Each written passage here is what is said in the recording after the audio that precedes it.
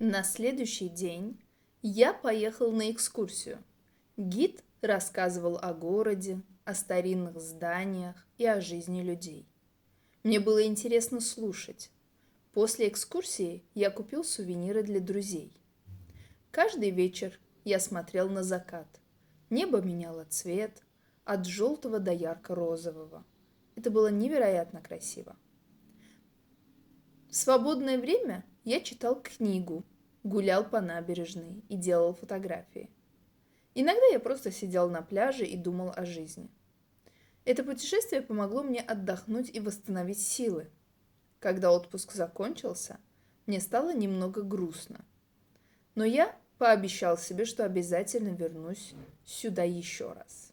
Bu bizim mətnimizin davamı idi və qeyd edim ki, bu deməli özünü öyrən proqramımızdan götürülmüş bir mətndir. Sırf mətnlər üzərində qurulmuş bir proqramdır bu dəfə və hal-hazırda siz onu 90% endirimlə əldə edə bilərsiniz və bu proqrama nələr daxildir?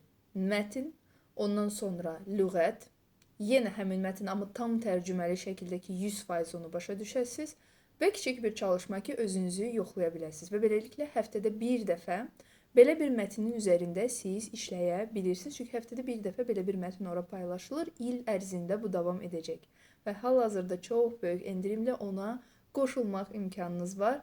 Bu endirim sadəcə 2 həftə ərzində davam edəcək, ondan sonra mərhələli şəkildə qiymət qalxacaq. Ona görə indi qoşulun.